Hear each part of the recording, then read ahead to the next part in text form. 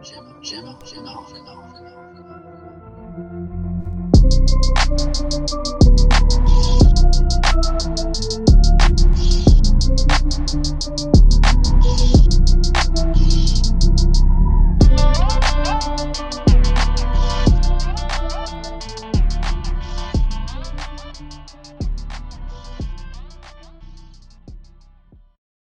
Jim. Hey, Marcos. Jim, you want to walk with me? Let's walk. Yes. Great. So on our walk today, I'd like to talk about something that came up in the process. I'm not sure what to call them, but I think I'll say curse words, because that's probably the term to describe what I'm concerned about. Sort of curse words as opposing to blessing words, right? Anyhow, Jim and I have agreed to talk about to what extent we will edit ourselves in the podcast to avoid having an E for explicit next to an episode. So, hi, I'm Marcos de Jesús, aka Marcos de Jesús de la Guagua, songwriter, wordsmith, Bronxite. And this is my good friend, James Noguera. This is our conversation. AKA Jim, yeah, go ahead. I thought I was going to do that. AKA Jim Nog, this is alAndar. Go ahead, introduce yourself, Jim. Hi, I'm Jim. I'm a writer, educator, and podcaster. Great. So alAndar is from the Spanish expression, se hace el camino al andar, you make the path by walking.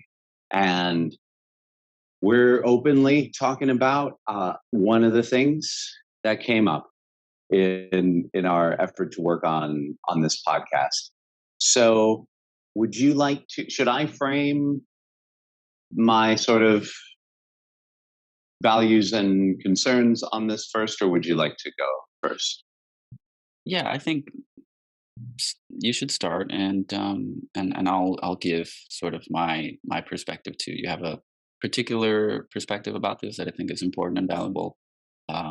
It's a little bit different from me, and so it's an interesting conversation. So please go ahead. Great, thank you. All right, man. So I think I've been on quite a journey on the question of word choice through the years that I've been choosing words, right? I had a serious potty mouth in middle school, and I thought the idea that anyone would limit what words you could or couldn't say, I primarily associated that with oppression and censorship. Yet I came to realize that, I wasn't really rebelling, I was conforming in my word choice. And recently, what I've been noticing is just how rare spaces without profanity have become, and how content which by no means uses profanity as an essential tool, right? Content that would stand without the profanity just has F-bombs if they can, just has a lot of profanity. And my big concern, I think my biggest concern is thinking about what do I want to hold space for, and what do I want to do with the time where I'm holding space with someone. And then there comes up this So if I just think about that question, I'm clear that in dialogue, certainly, yeah, in dialogue, that's sort of documenting, right? An actual conversation. I want the room to be as inclusive as possible. And for me, I'm thinking about a room with people of all ages, different social identities, and I would want the dialogue to have to be based on universal design, right? So that's like the concept that if there's a ramp up to the door that's on the first floor, if there's a ramp, everyone can go up the ramp. If there's only stairs, then people who need to roll around, wheelchairs and such, can't get in, right? And yeah, so I think that's my thought. I think about like my friends with kids and how little cultural production I'm how I would like to make adult content that isn't about not having your kids in the room or harming them if they are in the room. I would like to have content that, like, I often think in terms of sort of, comedy news, right? Like, so I learn stuff from the Daily Show, from Last Week Tonight, from even the Amber Ruffin show, um, who I think Amber Ruffin, like she comes from a church background, and I think she may sort of understand the sorts of concerns that I'm raising. But I often think, oh, I'd like to share one of these segments with my mom, but she's not going to hear a thing in that piece if there's profanity, you know. Um, yeah, so that's my the one side on dialogue. Upon reflection, though, I realized that I think of composed art differently. I do see a distinction there. Um, yeah. So and so far, like, I haven't decided to share anything with curse words, but I've written a ton with curse words, with profanity, and I think it's very important to and to process that, um, and I'm not interested in settings where profanity or violence or like hypersexuality comes so fast it's loses meaning, you know. But I nothing quite as satisfying in a song as a well placed f bomb, you know. Uh, and I certainly have respect for that. So those are the two sides that I'm thinking about. Okay.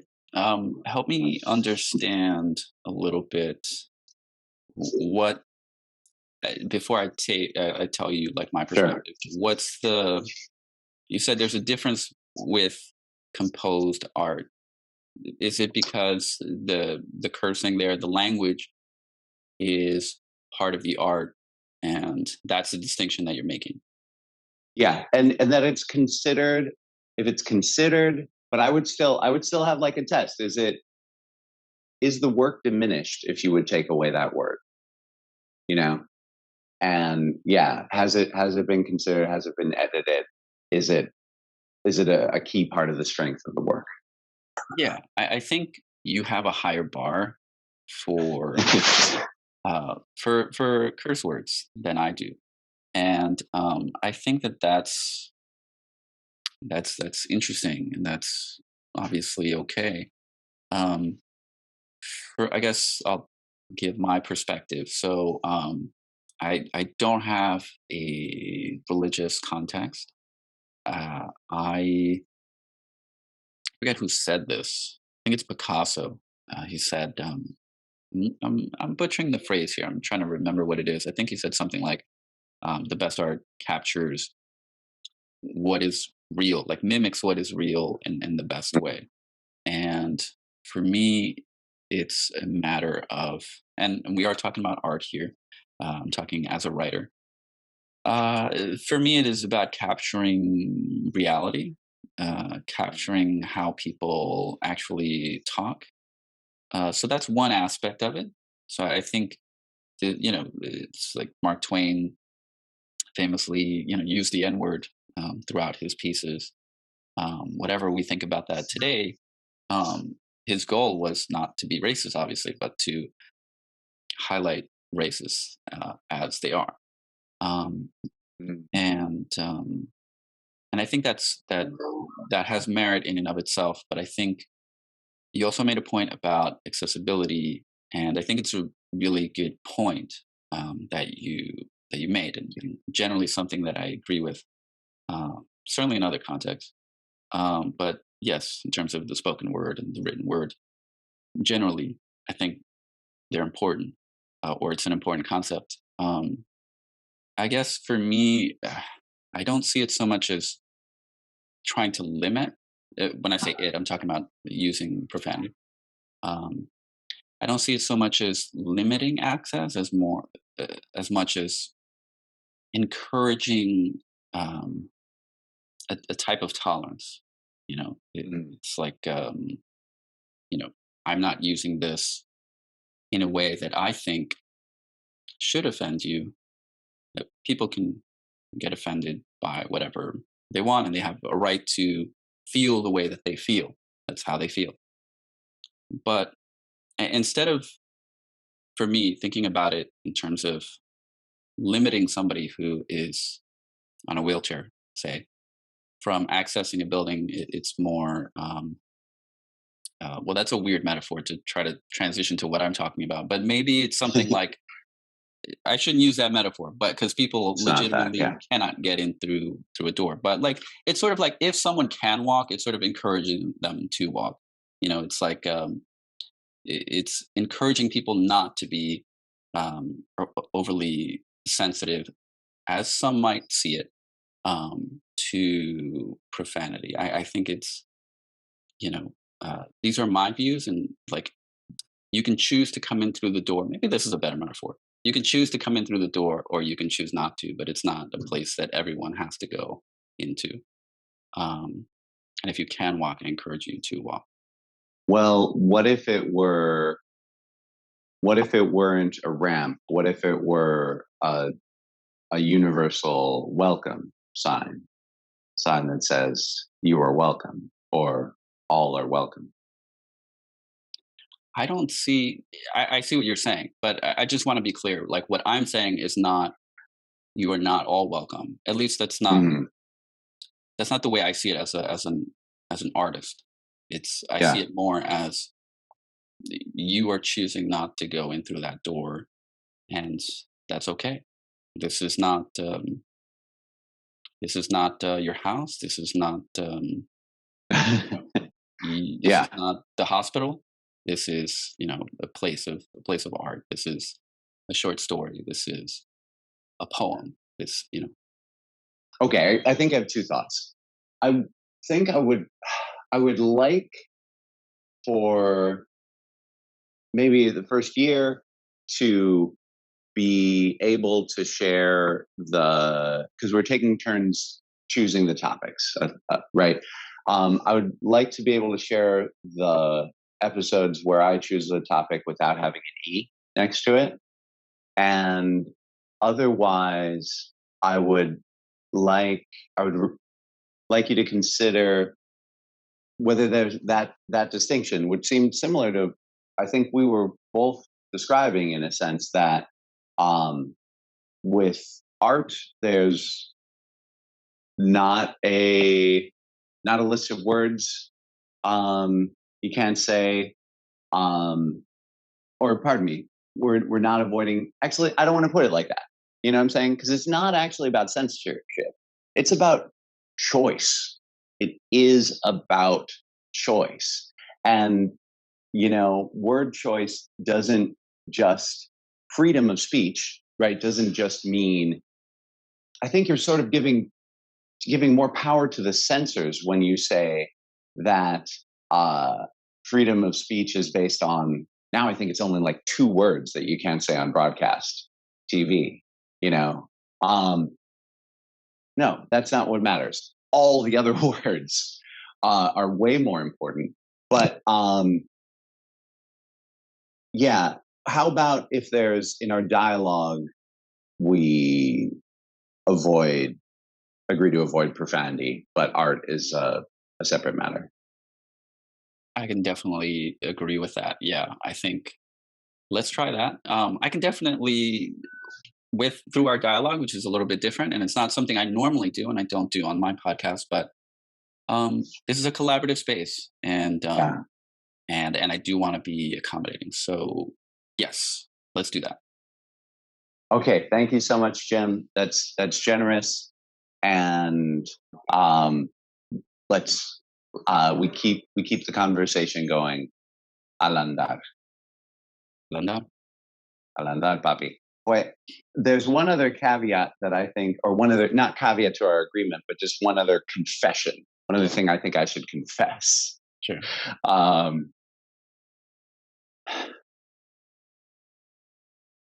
But maybe what makes her the most mad is my lack of impulse control. I've been destroying wrappers, devouring whole candy bars. So hungry I forget to remove the wrappers first. Then I'm like very frustrated. Sometimes I curse.